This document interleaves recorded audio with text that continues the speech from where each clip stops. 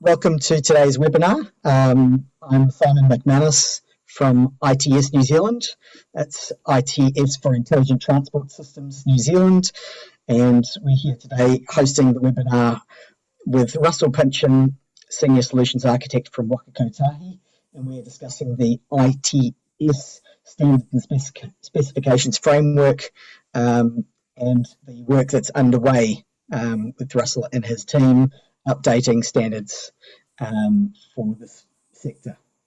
So a little bit of information about ITS New Zealand if you're not familiar with us. Hopefully most of you are, seeing this is very much a specific ITS webinar. ITS New Zealand is a membership-based organisation. We run events, networking and learning opportunities throughout the year. We assist with government cross-sector engagement. We are also working to develop more skills and career development support. We support, by way of that, the young transport professionals, Te Waka Rangatahi, the upcoming people from the sector. We're also connected to an ITS network internationally through ITS Asia Pacific, of which we're members. You'll see the logo there on the bottom right of that slide, and also internationally through ITS America and Urtica. We promote industry news and communicate developments in the industry here in New Zealand, and we're also supporting research and getting stronger relationships with academia here in New Zealand as well.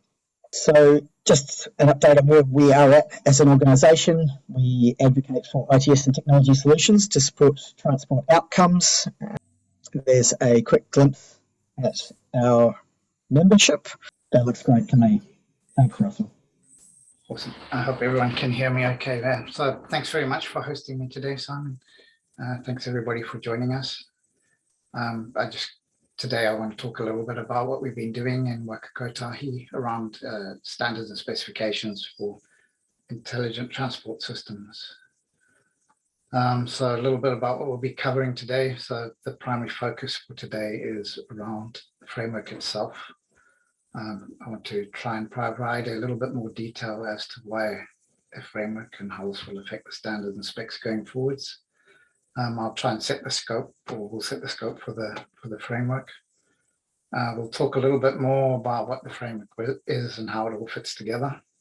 I'm going to try and expand on things and what they will look like going forward to try and give you a little bit of a forward vision of what to expect. So I guess for me, the first question then is, so why a framework? We chose a framework because we needed a way to manage and structure the ITS standards and specifications and enable us to manage the information and make sure that it's fit for purpose. One of the core objectives of the framework is to make sure that we provide alignment with the transport network outcomes, and the framework kind of gives us that ability by being flexible enough to adjust to changing environments or requirements or outcomes or whatever that is. I guess on the flip side of that, for a framework, by structuring the framework the way that it is, it gives us the ability to make sure that any information we're generating inside the framework will be aligned with the business outcomes. So providing the structures line up, all the content we generate inside the framework should be lined up with business outcomes. Cool. So a little bit about the scope of the framework. The scope is very much aimed at roadside equipment and fuel-based equipment. That's just 1/3 of the problem space. We still need a communications network and the back office systems and we need to join those all up to make sure they all work together effectively. So acknowledging here that there are some systems integration dependencies. We need to make sure through the framework that what we do on the roadside is lined up with the back-end systems, particularly from an integration perspective. Development of low-level systems interfaces are most definitely in scope of the framework. So for those in the know, typical example, NTCP IP for verbal message signs, or ONRIF for CCTV cameras, that kind of stuff. But very much the low-level interfaces, not the actual operational side of that and what the operational outcomes are. We just want to make sure that we can connect the devices up effectively to the back-end systems and make sure they join into the workflow processes there in an effective way. Cool. So why build a framework? So we have a large number of different stakeholders that impact how ITS gets delivered onto the road network. Different stakeholders having different risks. Typically, ITS has a long delivery life cycle, particularly in the context of an infrastructure project. Beyond delivery, they have long operating life cycles as well. So I guess the key point there is that we have long life cycles for ITS assets. Quite often the risks get generated at different points in the delivery life cycles for ITS. And the risks are not always apparent at the point that they're being generated. So one of the core objectives for us in the framework is to establish the right content in the form of standards and specifications in order to mitigate some of those risks along the life cycles and with respect to the stakeholders. So that's one of the main reasons why we're using the framework the way it is, and because we need a way of structuring those standard specifications so that we can make sure that the information we are generating is fit for purpose at the point that it's being used. And so given the framework is structured around the risks, our objective is, like I said, to make sure that the information is fit for purpose. For us, at this time, the framework provides enough structure to enable us to decompose those risks and then go on to develop the standards and specifications that meets the needs of the stakeholders. So in summary, the whole framework is built around the risk analysis that we've done over how ITS gets delivered into the environment and what things we need to do to mitigate those risks.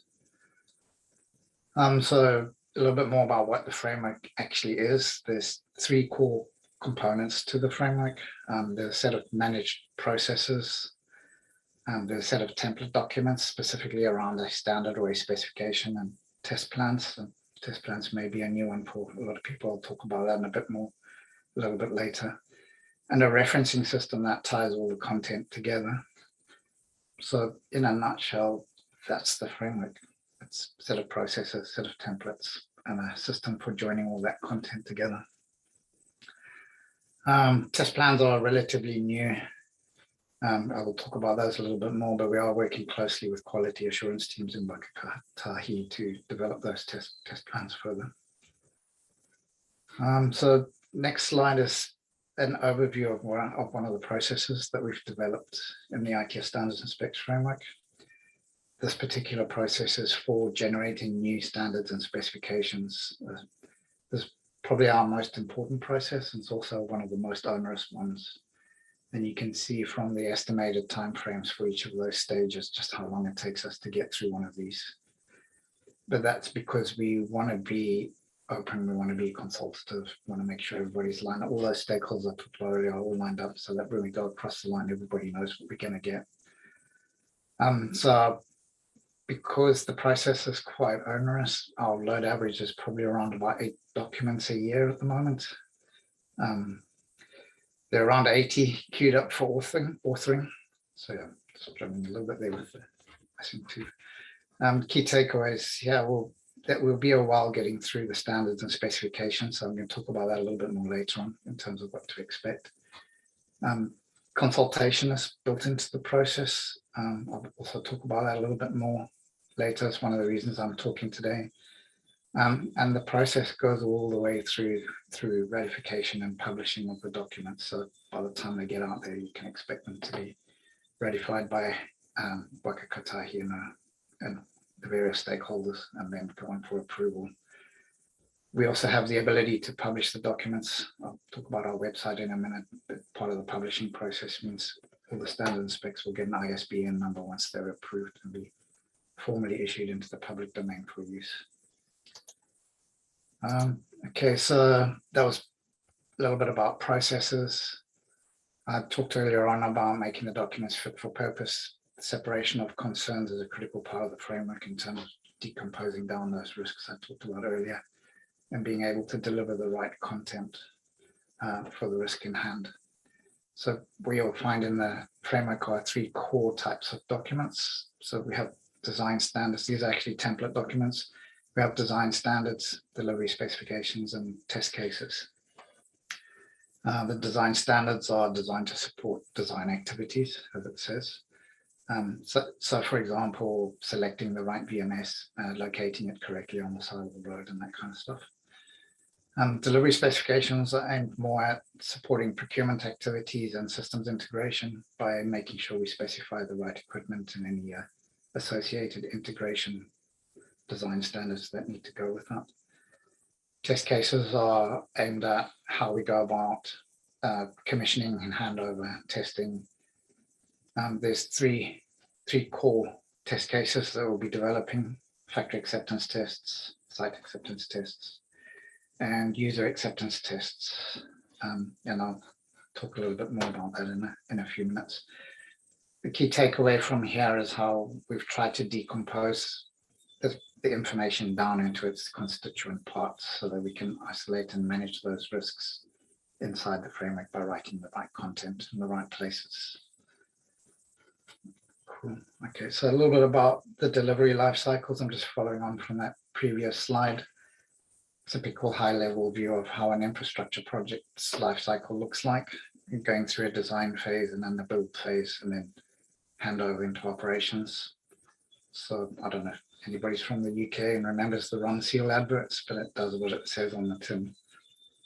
Design standards are for managing the design risks, the delivery specifications to help manage the build risks, installation, commissioning, all that, and the test cases to get you into operations through the commissioning and handover process.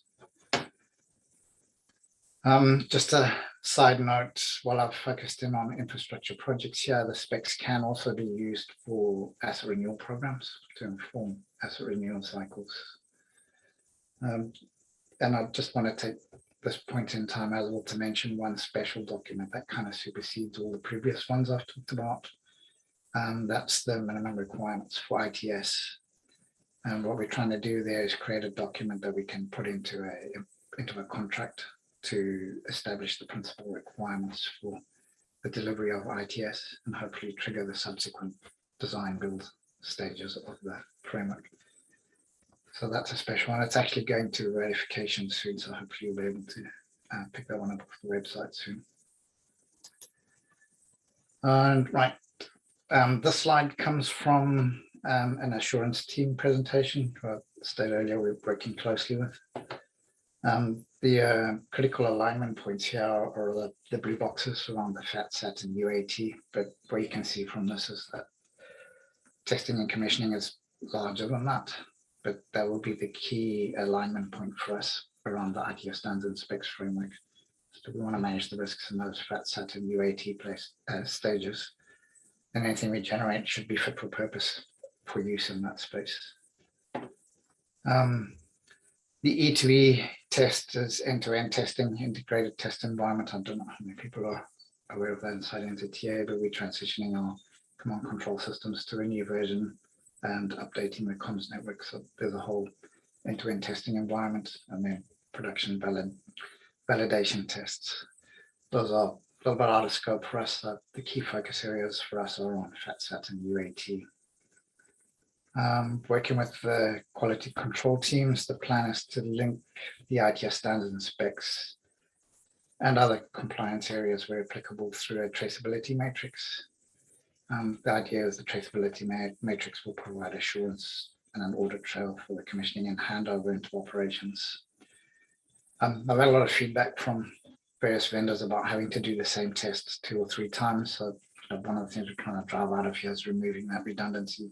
So that if we've done FAT once and we've got enough evidence to say the FAT is fine, we don't have to do it again at SAT and UAT. But we've got enough evidence to take through to the final production environment to say, yep, we're happy with the FAT. So I'm trying to help address some of the issues we've had in that space and get better alignment and line of sight for handover into operations, and hopefully make the process more efficient and remove some redundancy. Cool. Okay.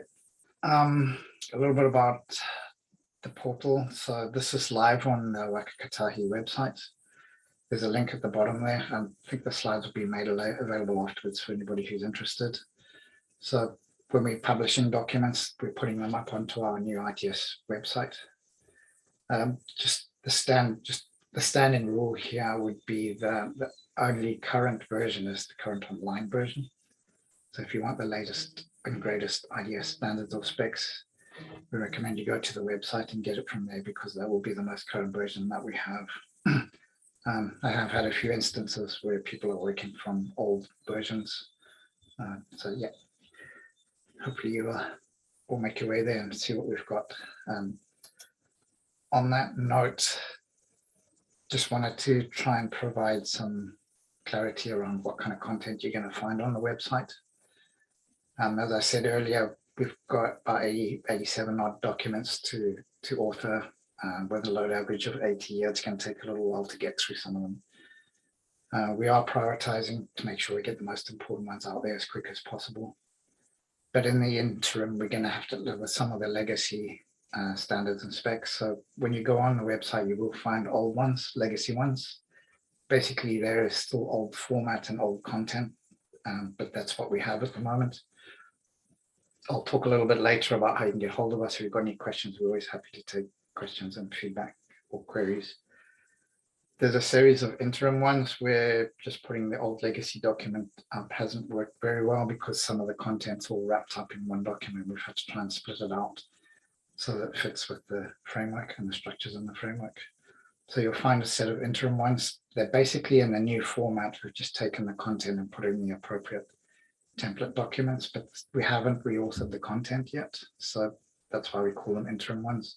They're still got a bit of old, they're all basically old content, but we split them out to make them fit better in the framework. And then we have a set of current ones that are in the new format and they've been reauthored, so they've got new content. So just, we get a lot of questions around that, so I just wanted to take this opportunity to try and explain what that looks like. So yeah, again, this is going to be with us for a while, but as we transition to the new framework structures over time, we will be turning over and authoring the documents, and eventually this will disappear at some point in the future. Cool. Okay, so a couple of key features of the framework. We have an author's guide, which sets out the quality standards for generating standards and specifications. Talks about the templates and the do's and don'ts and stuff like that. That mainly affects the authors, but it's a critical part of how we do quality control, making sure the content we're producing is actually to a high quality. In support of that, we have editorial services available to us. So we've been working on the framework for about 2.5 years. I should have probably said that at the beginning, but this is probably one of the most significant improvements in production quality that we've made, as being able to access editorial services. A lot of it, we have great editorial services. I'm happy to, if anybody wants to know more about it, I'm happy to do that offline, let you know who and how we're doing that. But basically, they check in all the information is formatted properly, adheres to the author's guide standards. Now, by checking technical terms, making sure we're applying the correct SI units and symbols and stuff like that to try and remove as much ambiguity as possible. I talked earlier about a referencing system that ties all the content together. So part of editorial services, when references are made, they actually track them down, check that they actually exist and make sure we've referenced them correctly. And there's a whole lot of stuff in the author's guide that tells you how to do that. It aligns to our principle of write it once and reference everywhere.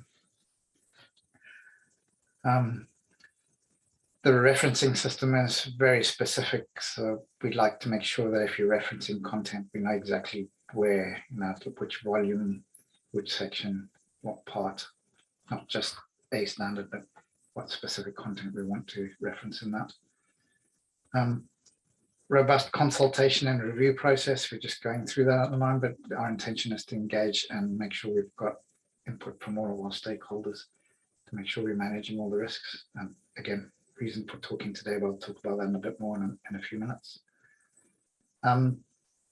Yeah, open communication channels. There'll be some contact information at the end. We have a single point of contact. We're resourced. We have a document manager now, and we have an email inbox. Happy to take feedback and comments from anybody. We're trying to employ a process of continuous improvement. So we're looking for feedback on how things are going so we can make improvements and make content more applicable and effective. Just wanted to take a few moments to develop on the referencing system, to dwell on the referencing system a bit, because we've had questions before where we get asked, why don't we just buy a piece of standard equipment that everyone else uses? So I just wanted to address that here. We basically do that because we're one of the principles for our framework is if that content actually exists already somewhere else, maybe in an international standard or whatever that looks like, we will reference it first rather than write it. So we try to make sure that we're using industry standards already. But we do have a duty of care inside NZTA to make sure that what we're delivering onto the roadside is actually fit for purpose. A lot of those standards are quite big and complex and all-encompassing, and because of that can contradict themselves sometimes. So it's a matter of selecting the right parts of that that make sense for us on a NZTA, on our transport network. So I think to answer that question, we are actually using off-the-shelf standards and specifications that are already written as much as we can. Part of the referencing system also looks internally into NZTA, so looking at safety standards and barrier standards or whatever those might be. And again, if the content's there, we don't want to write it again. We just want to make sure that we can reference it and bring it all together so it makes sense in a design standard wherever it's being used. Okay. Okay, so a few summary statements. So what we're aiming to achieve, repeatable and consistent solutions for everybody, safer transport network, certainty for partners, designers, external suppliers, by making sure we are managing the appropriate risks at the appropriate points, and consistency of ITS standards and specs nationwide. Where one of the things we're trying to do with the framework, important point here, is move to more functional outcomes-based paradigm or model, trying to specify what the functionality needs to look like, what the performance needs to look like, and what the operational outcomes need to look like, rather than diving straight into the technical and being prescriptive.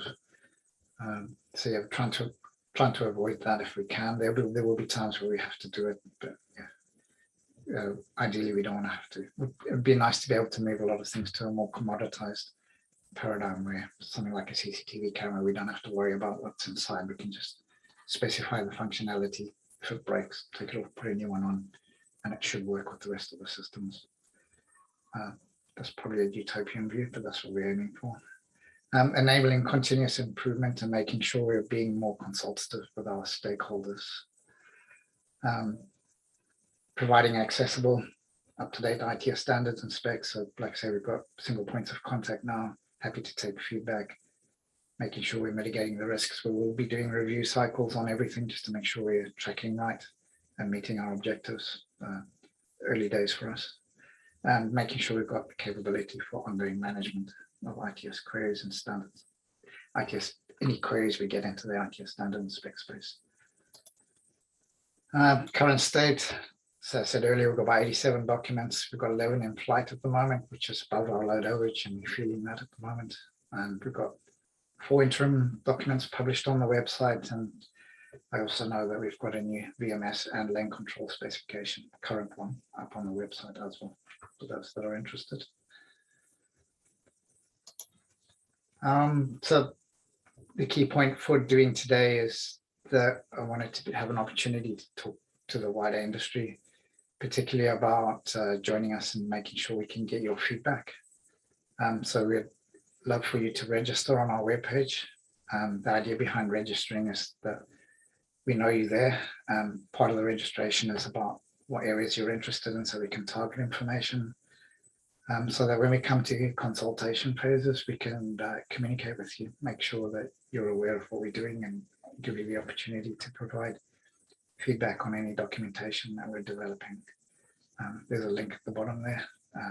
If you just want to encourage you guys, if you can register, if you want to participate and help us to make the standards and specs better, we'd encourage you to do that so you can be part of the conversation.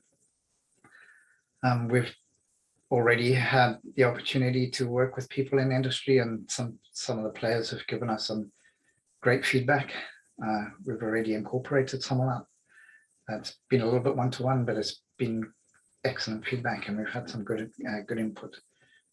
You guys all know who you are, so yeah, thank you for that. Further information. So yeah, like I said, we have information online. The ITS standards and specs is online. The links are in there. There's a whole lot of information about the framework, what it is. If you're looking for the ITS standards and specs, it's the link below. And the bottom one is our email inbox. So if you have any queries, please fire anything you need into the inbox, and we'll try to get back to you as soon as we can. The inbox is actually managed through the processes and through our document manager. So if you put a query in there, you will get a reply. We'll try to get through them as quick as we can. So just to let you know that those queries won't get dropped if they're in the inbox. I think I've pretty much covered everything. Did I make it in the 20 minutes? That was great, Russell. That was great. Thank you very much. No, it's really important to give everybody that background as to the work that's going on. And I think, even if you have gone over time a little bit, I wasn't watching it too closely there, to be honest.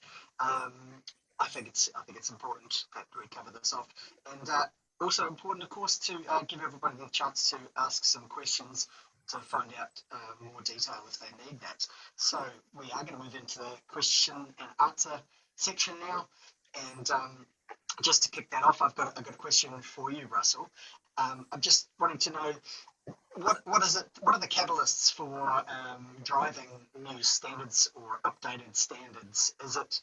Does it typically come from new technologies that are coming to the market, or does it come from the outcomes that are being sought through the transport projects that you're working on? Yeah, that's a great question. So I think the short answer to that is it could pretty much come from anywhere. We're trying to address a lot of needs, and like I said earlier, we've got a lot of stakeholders, so they could pretty much come from anywhere. Quite often it comes from an operational paradigm where we need to build a system or something on the side of the road, and we need a standard for doing that. Also needing to understand what pieces of equipment need to go into that system, and whether we've got a standard or a specification for that already, or whether we're going to have to write a new one. Part of the review processes that are built into the framework, one of the things we wanted to do was to make sure that our standards and specs stay current, because quite often they get written and then no one ever looks at them again. So, and one of the triggers for that might be a change in technology. So we may need to take that into consideration. A change in an international standard, that suddenly makes a whole lot of stuff that we previously specified redundant, because they do change. And that's one of the risks of referencing in international standards, that we need to keep up to date with any changes in that. So yeah, it could come from a lot of places. Hope that answers the question. Yeah, that does answer the question. Yeah, so I guess if you're using international standards, that's something that's difficult to keep track of down here as well. Why don't we move into some of the questions that are appearing in the Q&A that have appeared during the presentation. I don't know if you can access those as well, Russell, but just starting with the first one that came in. Pretty general one here. Does it apply to PT, so public transport, ITS as well? Are you covering the standards and specifications for that area as well? Yeah, so not specifically at this time. I mean, I accept there's alternate modes of transport, but we have had, it's been focused mainly on the road network, but because of the capability we're building, we've had queries around active modes like cycling and stuff like that. So that's stuff that's coming into our inbox to say, what do we need for detection for bicycles or something like that, which can be still, I suppose, a bit of tarmac and like a road, but no, certainly not getting into the rail side, because there's, that's a different animal. There's safety integrity levels involved in signaling and stuff like that. So not intending to go into that space, but where we can add value, we'll certainly do that. And if we can write a spec that does bicycle detection and that works for everybody, that would be a great outcome for everybody. I think we're just keeping an open mind there, but we're primarily targeting the road network at this time. Okay, so I guess that would apply to buses, of course, Yes. as well, but Yeah. not specifically talking to buses, is what you're saying?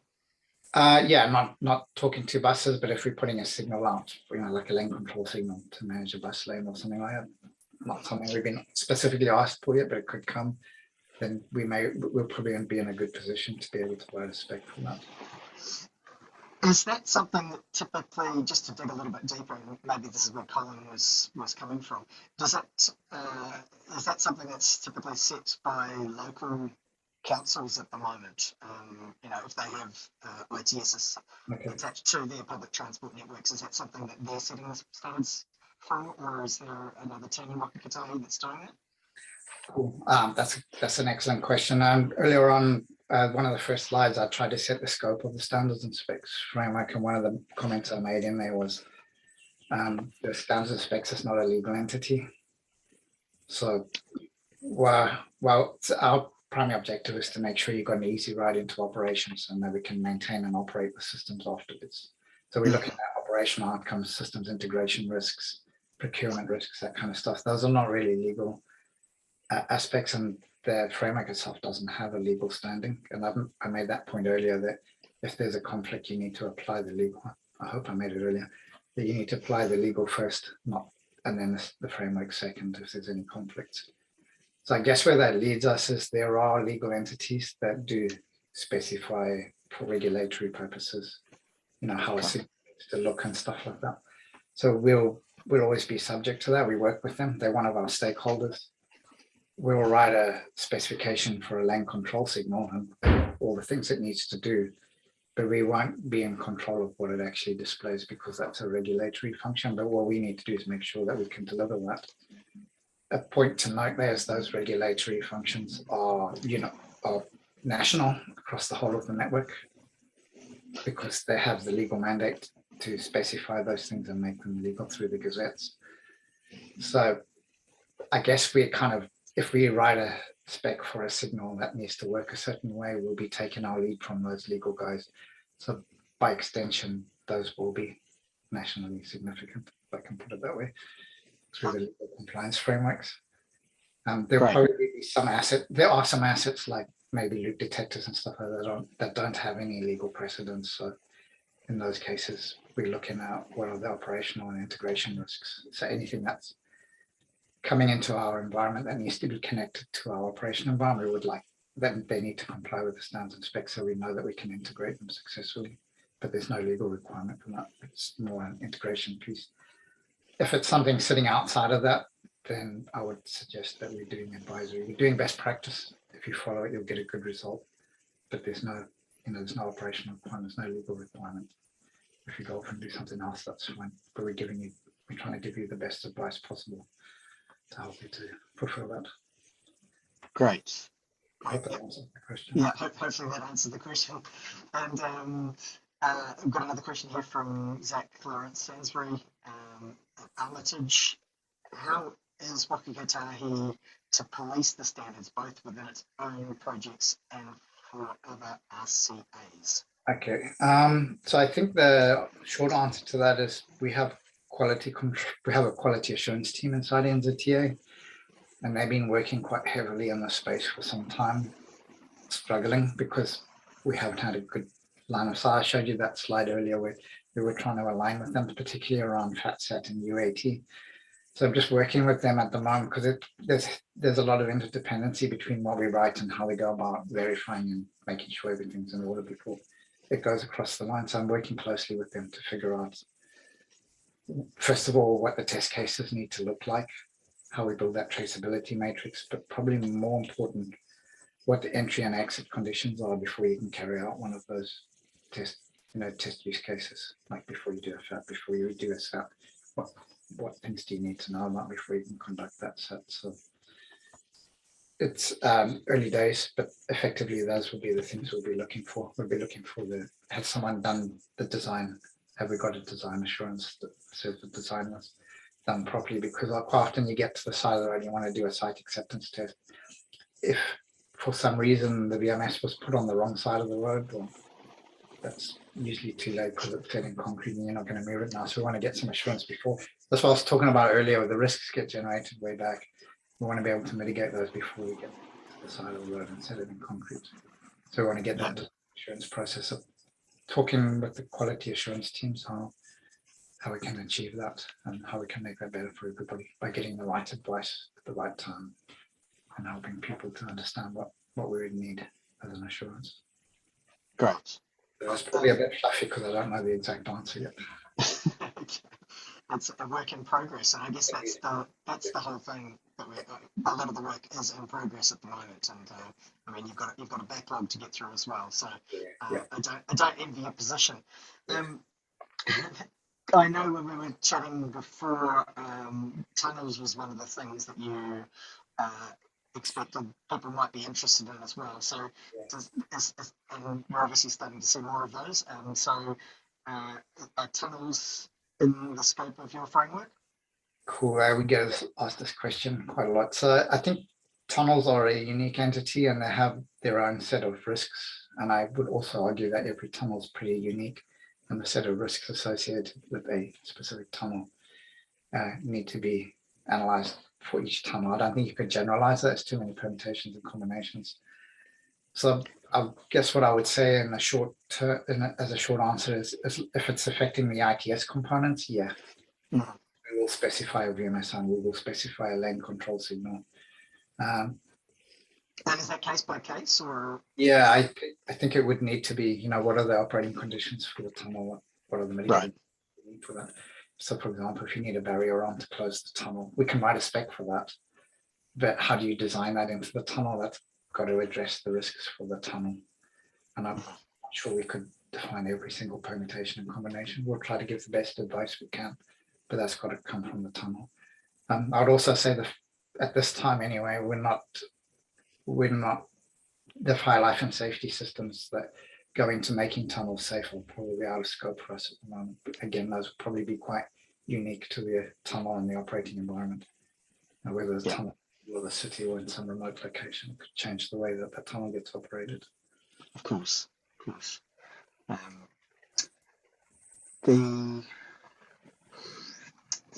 there anything else that you thought you wanted to talk to? We don't actually have any more questions come in, so if people are holding their breath for something, they can fire those questions in now. Just a reminder. Is there something else that you thought you wanted to address there? So I think with the RCAs, we need to get closer. Create an opportunity for people to feedback. We're trying to make it easy for everybody, and trying to capture best practice and make it reusable so anybody can use it. So yeah, I expected a question around the RCAs, and I hope we've addressed that. But I'm happy. The contact details are up there. If anybody wants to make contact, more than happy to take any questions, or if anybody wants to meet and have a chat about things, happy to do that as well. Yeah, it's been we've been 2.5 years on the journey. This should have been done probably some time ago. It's just a natural evolution of things. So we're playing catch up a little bit. It's going to take a little bit of time to get things in order. But we're trying to manage the immediate need and balance that off with trying to get the right documents generated at the same time. So always happy to take a query or feedback, any feedback that anybody wants to give us. Great. Did you say you're through 8 new standards already, or you've got 8 underway at the moment? We've got 8 in the pipeline. Well, I think we've got 11 in the pipeline at the moment. Some of them are at very early stages. We're just commissioning the work. It hasn't actually started yet. Some are a fair way through, and some of them are starting to come out the other side. We'll be making our first approaches to doing the consultation soon, I think. We're working with the ratification group and transport services, so that they're going to be our ratification point. So we've got to take documents to them to get them ratified. So we're working with them as well. Right. So it's a good time to remind people that they should be registering, and if they want to get involved, provide you some more information. Maybe we flash up that slide again, just to bring things to a close. If you want to flash up the slide, there you go. That's how people can find information online. There's also a few links through from the ITS New Zealand website. And but if you're attending today, hopefully you'll see these and make note of them. And as I've said earlier, a recording of today's presentation will be made available as well. And I think, Russell, you're okay to share your slides as well. So Yeah, absolutely. I can do that very quickly, Yeah. so everyone will have this information. We've had quite a good audience today, Russell, up nearly 80 people in attendance today, and you've kept the attention of most of them, so well done. Thank you. Really appreciate sharing the work that you're doing. And as I said before, perhaps I don't envy you. It's quite a job you've got in front of you, but it's good to see it's underway, and hopefully it's achieving the outcomes that you're wanting to achieve, and the stakeholders are happy. Excellent. So as I said, no more questions coming in. So thank you very much, Namahi. And any further comments to make, Russell? Just to say thanks for hosting us today. It's been great to have this conversation and get things out there. So yeah, I really appreciate that. Thank you very much. Thanks, Russell. Thanks very much.